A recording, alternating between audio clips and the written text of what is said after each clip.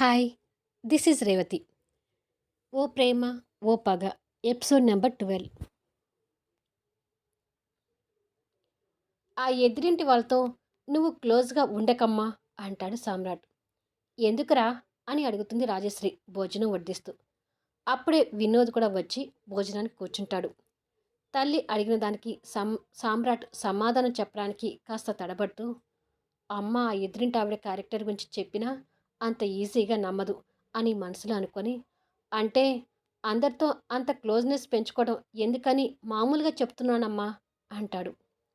"నాకు ఆ పసిపాప పింకీ అంటే బాగా ఇష్టం పెరిగిందిరా. ఆ పాప కోసమైనా నేను వాళ్ళతో క్లోజ్‌గా ఉంటాను. ఈ విషయంలో నువ్వు నాకు అడ్డు చెప్పకు" అంటూ వినోద్‌కి భోజనం వడ్డిస్తూ ఉంటుంది. "చెప్తే వినిపించుకోవేమిటమ్మా? మనం ఉంటున్న స్టేటస్‌కి అసలు ఈ కాలనీ, ఈ ఇల్లు సూట్ అవ్వదు.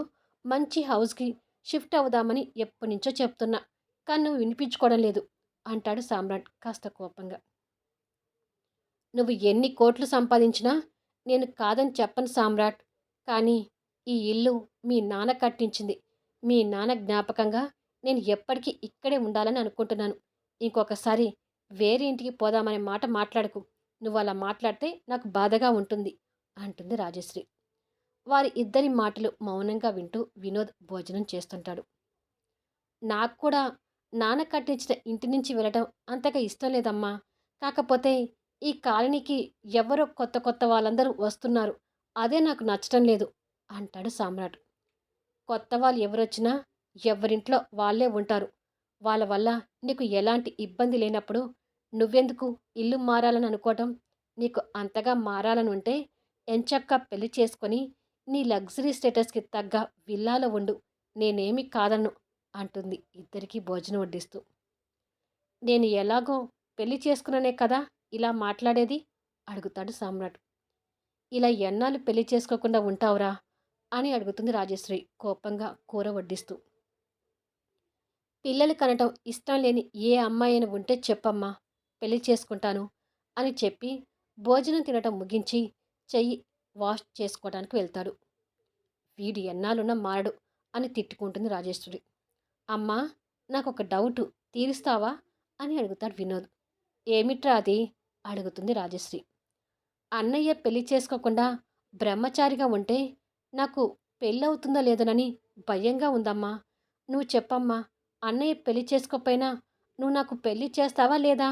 అని కంగారుగా అడుగుతాడు వినోద్. రాజశ్రీ కంటే ముందే సామ్రాట్ మాట అందుకుంటూ, "అప్పుడే నీ పెళ్ళికి ఏం తొందరొచ్చిందిరా" అంటూ వస్తాడు. సామ్రాట్ అలా అనేసరికి వినోద్ భయంతో సైలెంట్ అయిపోతాడు. "మొన్ననే కదా చదువైపోయి బిజినెస్‌లోకి దిగింది. అప్పుడే పెళ్లి గురించి ఆలోచించడం మొదలుపెట్టావా?" అని అడుగుతాడు. "చూడబోతుంటే ఈయన గారు నన్ను కూడా పెళ్లి చేసుకునివ్వకుండా బ్రహ్మచారిలో ఉండనిచ్చేలాగా ఉన్నాడు" అని అనుకొని వినోద్ భయపడుతుంటాడు.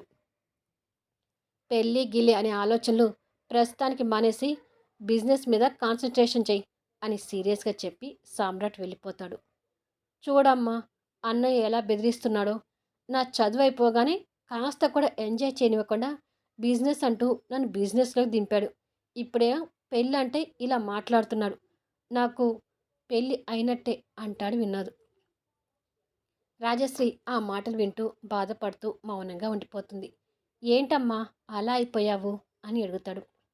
"మీ అన్నయ్య పెళ్లి మీద చాలా ఆశలు పెట్టుకున్నానురా. కానీ వీడేమో ఇలా మాట్లాడుతున్నాడు. నువ్వేమో పెళ్ళికి మరీ తొందరపడుతున్నావు. ఇద్దరూ ఎంత వ్యతిరేకంగా ఉన్నారేంట్రా బాబు" అని తిడుతుంది. "అన్నయ్య గురించి బాధపడకమ్మా.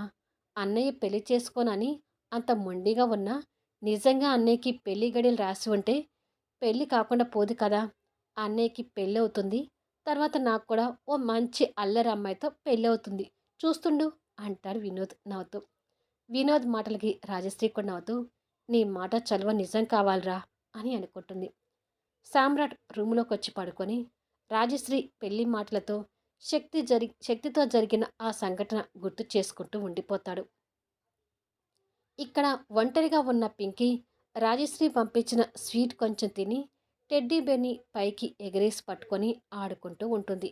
అలా ఆడుకుంటూనే తను ఆ బొమ్మని ఎలా అయితే ఎగరేసి ఆడుకుంటుందో అలా సామ్రాట్ తన్ని ఎగరేసి పట్టుకొని ఆడిస్తున్నట్టుగా ఊహించుకుంటుంది. ఆ ఊహల్లో సామ్రాట్ ఎంతో ప్రేమగా పింకీని ముద్దు చేస్తూ ఎగరేసి పట్టుకుంటూ ఆడిస్తుంటాడు. సామ్రాట్ ప్రేమను పొందుతున్న పింకీ పాప కిలకిలా నవ్వుతుంటుంది. పాప నవ్వు చూసి సామ్రాట్ కూడా నవ్వుతూ పింకీని ఆడిస్తూ తనని హృదయానికి హత్తుకొని నా బంగారు తల్లి అంటూ ముద్దు పెట్టుకోవటం ఊహించుకుంటూ ఉండిపోతుంది. కాసేపటికి పింకీ ఆ ఊహలో నుంచి బయటపడి బాధపడుతూ సామ్రాట్ని చూడటం కోసం మళ్ళీ ఆ విండో దగ్గరికి వెళ్తుంది. అదే సమయంలో సామ్రాట్ కూడా ఏదో ఏమరపాటుతో ఆ విండో వైపు చూస్తాడు. విండో డోర్ ఓపెన్ చేసి ఉండటంతో క్లోజ్ చేయటానికి దగ్గరికొస్తాడు. అలా క్లోజ్ చేయబోతూ ఎదురు ఇంట్లో పింకీని చూస్తాడు. సామ్రాట్ కనపడగానే పాప కళ్ళు మెరుస్తూ ఆనందపడుతుంటాయి. ఇద్దరు లైటింగ్లోనే ఉన్నారు కాబట్టి తండ్రి కూతురి మొహాలు ఒకరికొకరు కనిపిస్తూ ఉంటాయి. సామ్రాట్ కూడా పాపని కాస్త తీక్షణంగా చూస్తుంటాడు. ఆ క్షణం పాప వైపు నుంచి చూపు తిప్పుకోలేకపోతుంటాడు. అప్పుడే శక్తి హీరో హోండా మీద ఇంటి ముందుకు చేరుకుంటుంది. కానీ శక్తి ఉన్న దగ్గర చీకటిగా ఉంది కాబట్టి తను ఎవ్వరు అనేది సామ్రాట్కి క్లారిటీగా కనిపించదు. తనను చూసిన మరుక్షణమే ఆ ఇంట్లో నుంచి ఒక యువకుడు వెళ్ళినట్టుగా గుర్తు తెచ్చుకొని కోపంగా డోర్ క్లోజ్ చేస్తాడు. సామ్రాట్ డోర్ క్లోజ్ చేయగానే పింకీ మళ్ళీ బాధపడుతుంది. తను అలా బాధపడుతూనే విండో డోర్ ఓపెన్ చేసి ఉంటే శక్తి తిడుతుందని ఆ డోర్ క్లోజ్ చేసి వస్తుంది. శక్తి లోపలికొచ్చి గారాల కూతుని చూసి నవ్వుతూ హాయ్ బంగారం, ఏం చేస్తున్నావు తల్లి అంటూ ఎత్తుకుంటుంది. ఆడుకుంటున్నాను శక్తి, ఎదురింటి నాని స్వీట్ పంపిస్తే అది కొంచెం తిన్నాను అంటుంది. ఇవాళ ఆఫీసులో కాస్త లేట్ అయింది నాన్న, సారీ, 10 నిమిషాల్లో వంట చేసి నీకు భోజనం తినిపిస్తాను సరేనా అని అంటుంది. సరే శక్తి అంటుంది. పాపని అక్కడ కూర్చోపెట్టి ముద్దు పెట్టుకుని కిచెన్లోకి వెళ్తుంది. పింకీ అక్కడ కూర్చొని కూడా సామ్రాట్ తనని ముద్దు చేసి పైకి ఎగిరేస్తూ ఆడుకోవటం తలుచుకుంటూ ఉండిపోతుంది. అది స్విట్జర్లాండ్. ఓ పబ్బులో చంద్రమౌళి కూతురు స్నిగ్ధ తన అందాలు ఆరబోస్తూ సింగిల్ ప్యాక్ డ్రెస్ ధరించి మందు మత్తులో ఊగుతూ చేస్తు డ్యాన్స్ చేస్తుంటుంది. అక్కడి దేశానికి చెందిన ఓ అబ్బాయి తనని కోరికతో చూస్తుంటాడు. దగ్గరికొచ్చి తన పర్మిషన్ తీసుకుని తనతో కలిసి డ్యాన్స్ చేస్తుంటాడు. స్నిగ్ధకు కూడా ఆ అబ్బాయి బాగా నచ్చుతూ హుషారుగా డ్యాన్స్ చేస్తుంటుంది. స్నిగ్ధ కూడా అతన్ని కోరికతో చూస్తూ you are interested one night bed stand అని అడుగుతుంది. ఎస్ అఫ్ కోర్స్ అంటాడు అతను నవ్వుతూ. నాకు అబ్బాయిలతో ఎంజాయ్ చేయటం అంటే మహా ఇష్టం, లెట్స్ మీ గో అంటూ అతను తీసుకొని ఒక రూమ్లోకి వెళ్తుంది. అతన్ని బెడ్ మీదకి నెట్టి అతని మీదకి వాలిపోతుంది. ఆ నైట్ అంతా అతనితో ఫుల్ ఎంజాయ్ చేస్తుంటుంది. నచ్చిన వ్యక్తితో గడపడం తనకి ఒక ఆనందం, హాబీ. ఇది తన క్యారెక్టర్. మార్నింగ్ పక్కన పడుకున్న ఆ వ్యక్తి లేచి బట్టలు వేసుకొని నేను కూడా నీతో బాగా ఎంజాయ్ చేశాను, ఇంట్రెస్ట్ ఉంటే మళ్ళీ ఎప్పుడైనా మీట్ అవుదామా అని అడుగుతాడు. నో సారీ, నేను ఎవరితోనైనా ఒకసారి, రెండోసారి నాకు బోర్ కొడుతుంది అని అంటుంది. ఓకే నీ ఇష్టం అని చెప్పి అతను వెళ్ళిపోతాడు. స్నిగ్ధ కూడా లేచి బట్టలు వేసుకుంటుండగా గాయత్రి నుంచి ఫోన్ వస్తుంటుంది. ఈ అమ్మ అనే క్యారెక్టర్లు బిడ్డలకి ఫోన్ చేసి చంపడానికే ఉంటారేమో అని తిట్టుకుంటూ ఫోన్ చేసి చెప్పమ్మా అని అంటుంది. ఇక్కడ మీ నాన్నగారి పరిస్థితి హతలాకుతలం అవుతుంటే ఒక్కసారి కూడా ఫోన్ చేయవేంటే అని అడుగుతుంది గాయత్రి. నేను ఫోన్ చేసి మాట్లాడితే వచ్చిన న్యూస్ వెనక్కి వెళ్ళిపోతుందా? అలా వెళ్ళిపోతుందంటే చెప్పు, 100 సార్లైనా ఫోన్ చేస్తాను అంటుంది నిర్లక్ష్యంగా. ఆ న్యూస్ తీసుకొచ్చింది ఎవరో తెలుసా అని అడుగుతుంది గాయత్రి. ఎవరైతే నాకెందుకు అంటుంది అదే నిర్లక్ష్య ధోరణితో. నీ మొహమే, ఆ న్యూస్ తీసుకొచ్చింది శక్తి. ఆ శక్తి మన మీద కక్ష కట్టినట్టుగా ప్రవర్తిస్తుందని నాకు తెలుస్తుంది అంటుంది గాయత్రి. శక్తి పేరు ఎత్తగానే స్నిగ్ధ లేచి వాట్, ఇన్నాళ్ళు ఎక్కడో అజ్ఞాతవాసిలో ఉన్న శక్తి బయటకొచ్చిందా అని అడుగుతుంది. అవును, తనకి కూతురు పుట్టినప్పుడు మనకు ఫోన్ చేసి చెప్పింది. ఆ తర్వాత మనతో అసలు కాంటాక్ట్లో లేదు. కానీ ఈసారి ఏకంగా మన వ్యాపారం మీద దాడి చేసింది. ఈ సమయంలో నువ్వు కూడా ఇక్కడ ఉంటే మంచిది, ఇండియా బయలుదేరి వచ్చేసాయి అని అంటుంది. సరేనమ్మా, వస్తాను అంటుంది.